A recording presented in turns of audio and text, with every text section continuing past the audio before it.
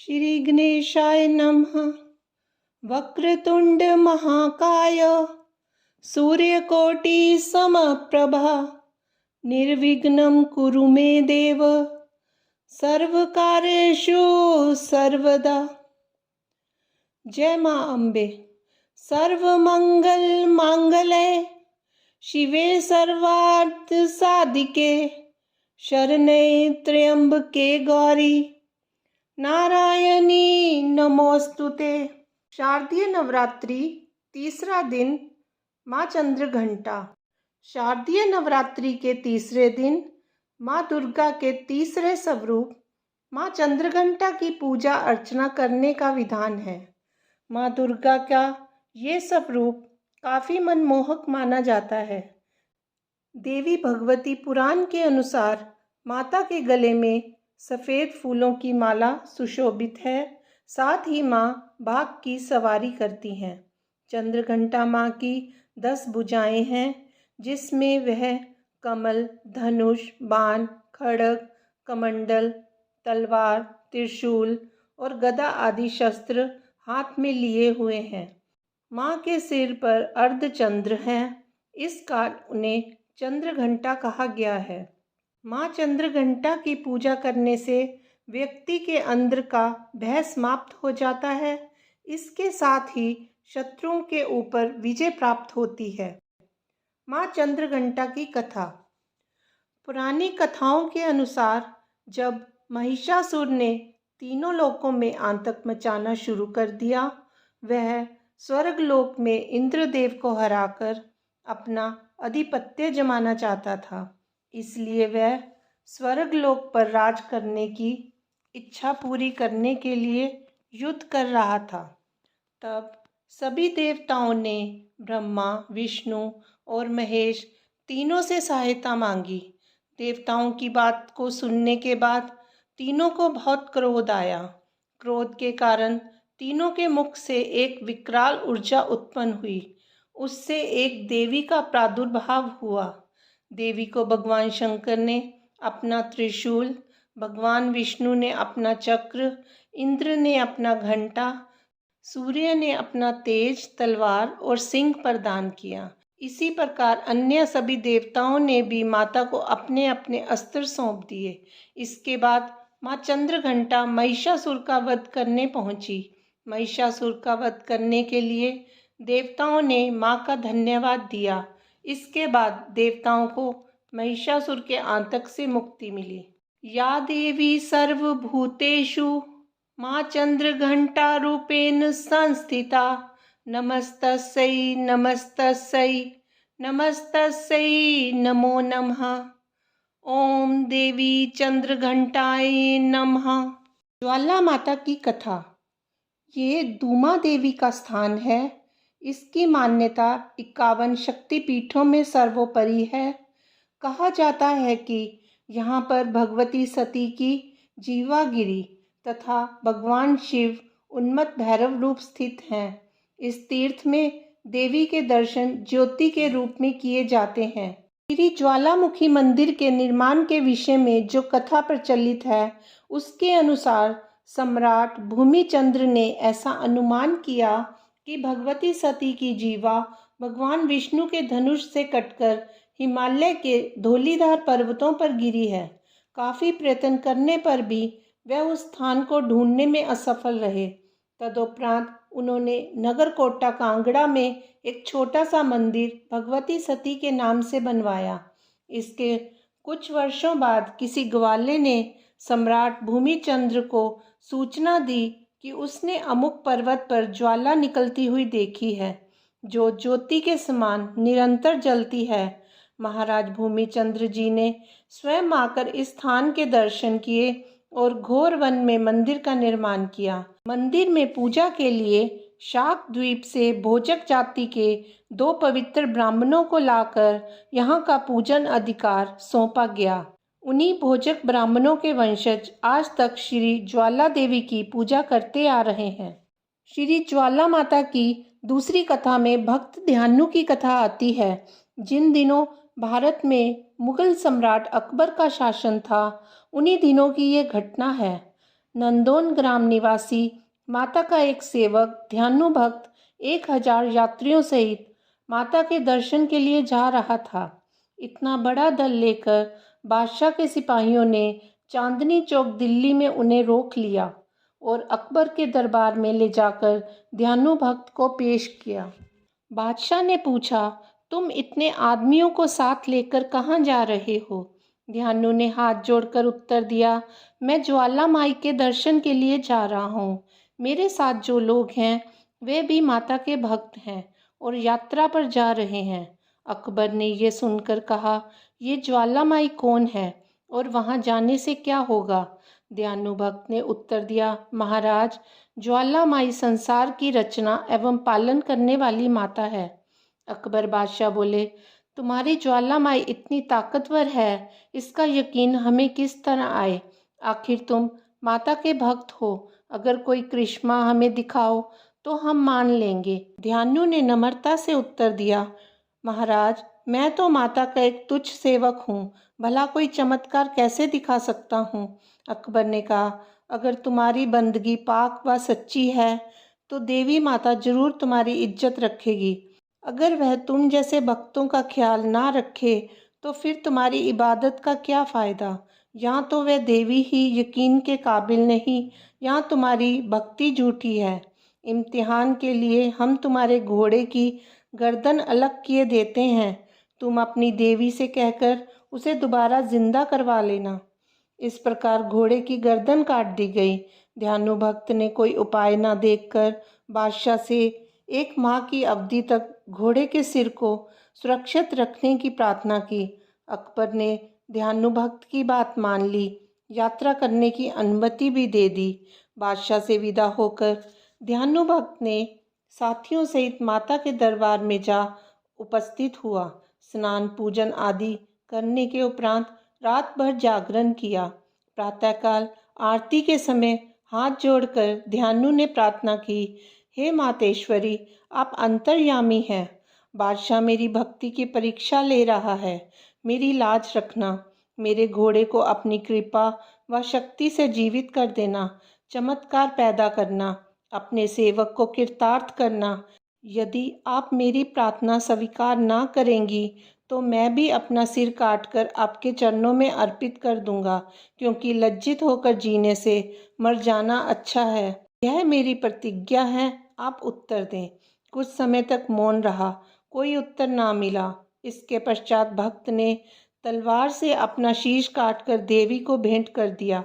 उसी समय साक्षात ज्वाला देवी प्रकट हुई और ध्यानु भक्त का सिर धड़ से जुड़ गया। भक्त जीवित हो गया। माता ने भक्त से कहा, दिल्ली में घोड़े का सिर भी धड़ से जुड़ गया है। चिंता छोड़कर दिल्ली पहुंचो और जो कुछ इच्छा हो वर मांगो। ध्यानु भक्त ने माता के चरणों में शीश झुकाकर प्रणाम निवेदन किया, हे जगदम्बे, आप सर्वशक्तिमान हैं।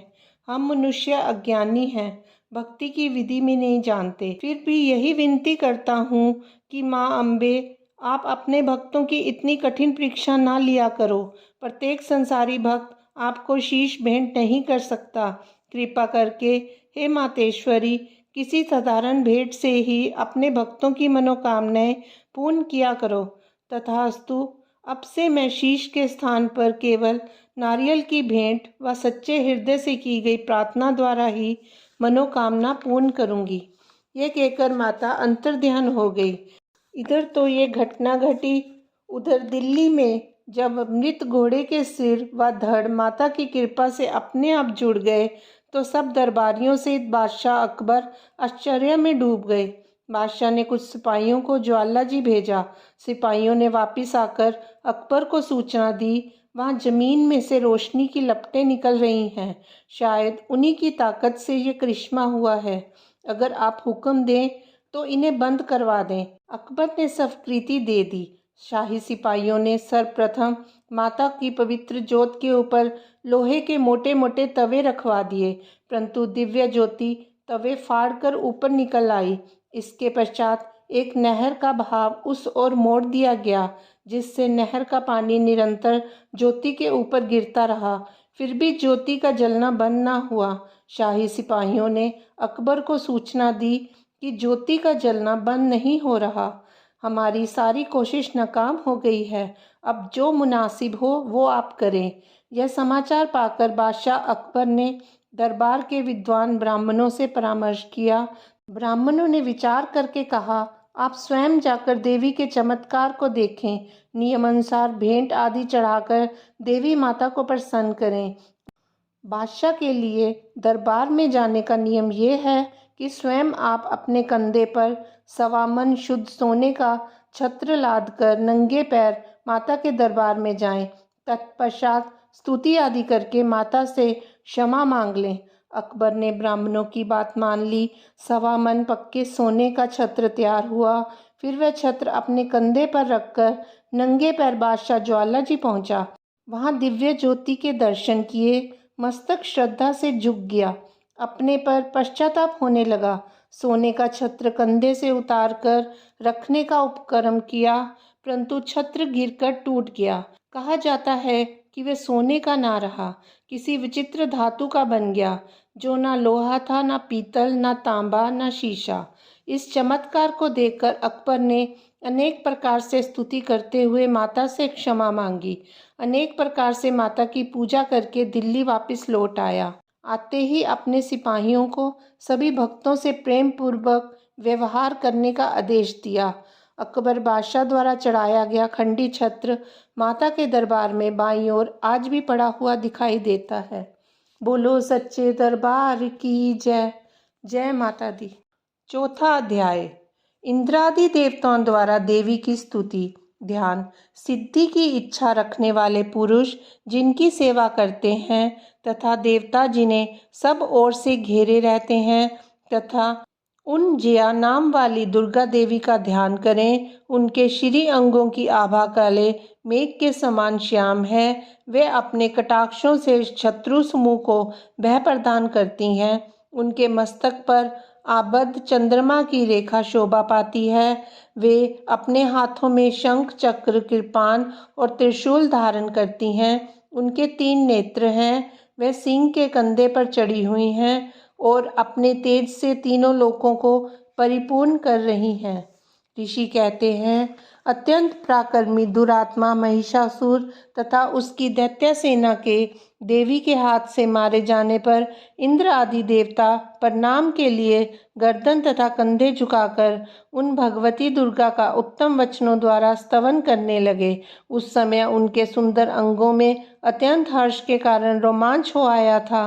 देवता बोले, संपूर्ण देवताओं की शक्ति का समुदाय ही जिनका स्वरूप है तथा जिन देवी ने अपनी शक्ति से संपूर्ण जगत को व्याप्त कर रखा है, समस्त देवताओं और महर्षियों की पूजनीय उन जगदम्बा को हम भक्ति पूर्वक नमस्कार करते हैं। वे हम लोगों का कल्याण करें। जिनके अनुपम प्रभाव और बल का वर्णन करने में भगवान शेषनाग, ब्रह्मा जी तथा महादेव जी समर्थ नहीं हैं, वे भगवती चंडिका संपूर्ण जगत का पालन एवं अशुभ भय का नाश करने का विचार करें।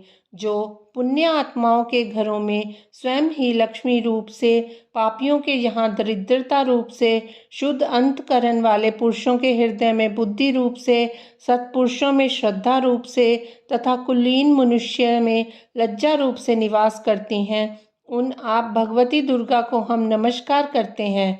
देवी, आप संपूर्ण विश्व का पालन कीजिए। देवी, आपके इस अचिंत्य रूप का, असुरों का नाश करने वाले भारी पराक्रम का तथा समस्त देवताओं और दैत्यों के समक्ष युद्ध में प्रकट किए हुए आपके अद्भुत चरित्रों का हम किस प्रकार वर्णन करें। आप संपूर्ण जगत की उत्पत्ति में कारण हैं। आप में सत्वगुण, रजोगुण और तमोगुण, ये तीनों गुण मौजूद हैं, तो भी दोषों के साथ आपका संसर्ग नहीं जान पड़ता। भगवान विष्णु, महादेव जी आदि देवता भी आपका पार नहीं पाते। आप ही सबका आश्रय हैं। ये समस्त जगत आपका अंशभूत है, क्योंकि आप सबकी आदिभूत अव्यकृता प्राप्रकृति हैं। देवी, संपूर्ण यज्ञों में जिसके उच्चारण से सब देवता तृप्ति लाभ करते हैं, वे स्वाहा आप ही हैं। इसके अतिरिक्त आप पितरों की भी तृप्ति का कारण हैं। अतः सब लोग आपको स्वधा भी कहते हैं। देवी, जो मोक्ष की प्राप्ति का साधन है, अचिंत्य महाव्रत स्वरूपा है, समस्त दोषों से रहित, जितेंद्रिय, तत्व को ही सार वस्तु मानने वाले तथा मोक्ष की अभिलाषा रखने वाले मुनिजन जिसका अभ्यास करते हैं, वह भगवती पराविद्या आप ही हैं। आप शब्द स्वरूपा हैं, अत्यंत निर्मल, ऋग्वेद, यजुर्वेद तथा उद्गीत के मनोहर पदों के पाठ से युक्त सामवेद का भी आधार आप ही हैं। आप देवी, त्रयी और भगवती हैं। इस विश्व की उत्पत्ति एवं पालन के लिए आप ही वार्ता के रूप में प्रकट हुई हैं। आप संपूर्ण जगत की घोर पीड़ा का नाश करने वाली हैं। देवी, जिससे समस्त शास्त्रों के सार का ज्ञान होता है, वह मेधा शक्ति आप ही हैं। दुर्गम भव सागर से पार उतारने वाली नौका रूप दुर्गा देवी भी आप ही हैं। आपकी कहीं भी आसक्ति नहीं है। कैटभ के शत्रु भगवान विष्णु के वक्षस्थल में एकमात्र निवास करने वाली भगवती लक्ष्मी तथा भगवान चंद्रशेखर द्वारा सम्मानित गौरी देवी भी आप ही हैं। आपका मुख मंद मुस्कान से सुशोभित, निर्मल, पूर्ण चंद्रमा के बिंब का अनुकरण करने वाला और उत्तम स्वर्ण की मनोहर कांति से कमनीय है। तो भी उसे देखकर महिषासुर को क्रोध हुआ और सहसा उसने उस पर प्रहार कर दिया। ये बड़े आश्चर्य की बात है। देवी, वही मुख जब क्रोध से युक्त होने पर उदय काल के चंद्रमा की भांति लाल और तनी हुई भौहों के कारण विकराल हो उठा, तब उसे देखकर जो महिषासुर के प्राण तुरंत ही निकल गए, यह उससे भी बढ़कर आश्चर्य की बात है, क्योंकि क्रोध में भरे हुए यमराज को देखकर भला कौन जीवित रह सकता है। देवी, आप प्रसन्न हो।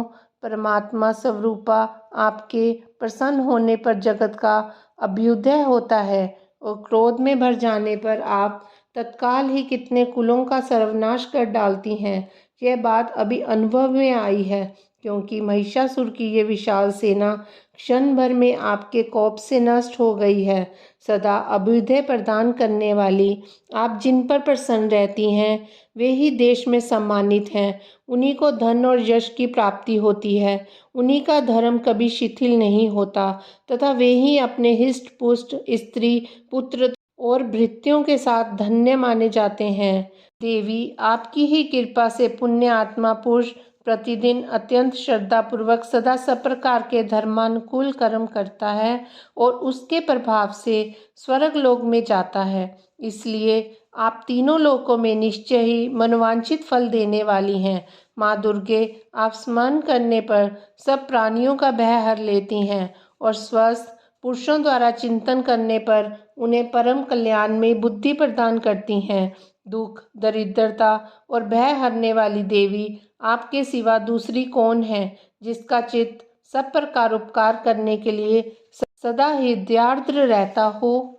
देवी, उन राक्षसों के मारने से संसार को सुख मिले तथा ये राक्षस चिरकाल तक नरक में रहने के लिए भले ही पाप करते रहे हों, इस समय संग्राम में मृत्यु को प्राप्त होकर स्वर्ग लोक में जाएं। निश्चय ही यही सोचकर आप शत्रुओं का वध करती हैं। आप शत्रुओं पर शस्त्रों का प्रहार क्यों करती हैं? समस्त असुरों को दृष्टिपात मात्र से ही भस्म क्यों नहीं कर देती? इसमें एक रहस्य है। ये शत्रु भी हमारे शस्त्रों से पवित्र होकर उत्तम लोकों में जाएं। इस प्रकार उनके प्रति भी आपका विचार अत्यंत उत्तम रहता है। खड्ग के तेज पुंज की भयंकर दीप्ति से तथा आपके त्रिशूल के अग्रभाग की घनीभूत प्रभा से चुंधियाकर जो असुरों की आंखें फूट नहीं गई, उसमें कारण यही था कि वे मनोहर रश्मियों से युक्त चंद्रमा के समान आनंद प्रदान करने वाले आपके इस सुंदर मुख का दर्शन करते थे। देवी, आपका शील दुराचारियों के बुरे बर्ताव को दूर करने वाला है। साथ ही ये रूप ऐसा है जो कभी चिंतन में भी नहीं आ सकता और जिसकी कभी दूसरों से तुलना भी नहीं हो सकती, तथा आपका बल और पराक्रम तो उन दैत्यों का भी नाश करने वाला है जो कभी देवताओं के पराक्रम को भी नष्ट कर चुके थे। इस प्रकार आपने शत्रुओं पर भी अपनी दया ही प्रकट की है। वरदायिनी देवी, आपके इस पराक्रम की किसके साथ तुलना हो सकती है तथा शत्रुओं को भी भय देने वाला एवं अत्यंत मनोहर ऐसा रूप भी आपके सिवा और कहाँ है। हृदय में कृपा और युद्ध में निष्ठुरता, ये दोनों बातें तीनों लोकों के भीतर केवल आप में ही देखी गई हैं। माता, आपने शत्रुओं का नाश करके इस समस्त त्रिलोकी की रक्षा की है। उन शत्रुओं को भी युद्ध भूमि में मारकर स्वर्ग लोक में पहुंचाया है तथा उन्मत्त दैत्यों से प्राप्त होने वाले हम लोगों के भय को भी दूर कर दिया है। आपको हमारा नमस्कार है। देवी, आप शूल से हमारी रक्षा करें। अंबिका, आप खड्ग से भी हमारी रक्षा करें तथा घंटा की ध्वनि और धनुष की टंकार से भी हम लोगों की रक्षा करें। चंडिके, पूर्व, पश्चिम और दक्षिण दिशा में आप हमारी रक्षा करें तथा ईश्वरी, अपने त्रिशूल को घुमाकर आप उत्तर दिशा में भी हमारी रक्षा करें। तीनों लोकों में आपके जो परम सुंदर एवं अत्यंत भयंकर रूप विचरते रहते हैं, उनके द्वारा भी आप हमारी तथा इस भूलोक की रक्षा करें। अंबिके, आपके कर पल्लवों में शोभा पाने वाले खड्ग, शूल और गदा आदि जो जो अस्त्र हों, उन सब के द्वारा आप सब ओर से हम लोगों की रक्षा करें।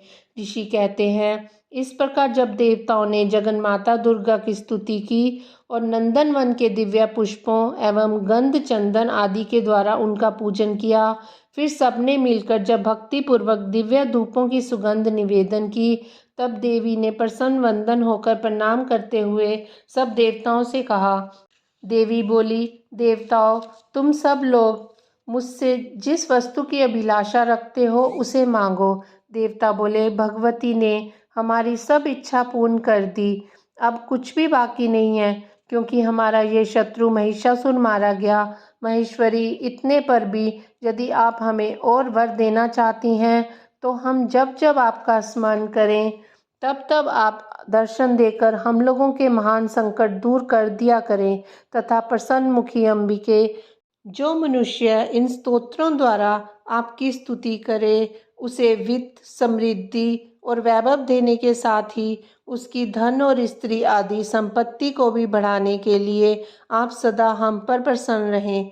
ऋषि कहते हैं, राजन, देवताओं ने जब अपने तथा जगत के कल्याण के लिए भद्रकाली देवी को इस प्रकार प्रसन्न किया, तब वह तथास्तु कहकर वहीं अंतर्ध्यान हो गई। भूपाल, इस प्रकार पूर्व काल में तीनों लोकों का हित चाहने वाली देवी जिस प्रकार देवताओं के शरीरों से प्रकट हुई थी, वह सब कथा मैंने कह सुनाई। अब पुनः देवताओं का उपकार करने वाली वे देवी दुष्ट दैत्यों तथा शुंभ निशुंभ का वध करने एवं सब लोगों की रक्षा करने के लिए गौरी देवी के शरीर से जिस प्रकार प्रकट हुई थी, वह सब प्रसंग मेरे मुंह से सुनो। मैं उसका तुमसे यथावत वर्णन करता हूँ। चौथा अध्याय संपूर्ण। जय माँ अम्बे, जय माता दी। माता चंद्र घंटा की आरती। जय माँ चंद्र घंटा सुखधाम, पूरन की जो मेरे काम। चंद्र समान तुम शीतल दाती, चंद्र तेज किरणों में समाती। क्रोध को शांत करने वाली, मीठे बोल सिखाने वाली। मन की मालक मन भाती हो, चंद्र घंटा तुम वरदाती हो। सुंदर भाव को लाने वाली, हर संकट से बचाने वाली। हर बुधवार जो तुझे दे आए, श्रद्धा सहित जो विनय सुनाए। मूर्ति चंद्र आकार बनाए, सन्मुख घी की ज्योत जलाए। शीश झुका कहे मन की बाता, पूरन आस करो जगदाता। कांचीपुर स्थान तुम्हारा, कर्नाटिका में मान तुम्हारा। नाम तेरा रटूं महारानी, भक्त की रक्षा करो भवानी। जय माँ भवानी, जय माता दी। शारदीय नवरात्रि के तीसरे दिन की आप सभी को हार्दिक शुभकामनाएं। माता रानी आप सब पर अपना आशीर्वाद हमेशा बनाए रखे। जय माता दी।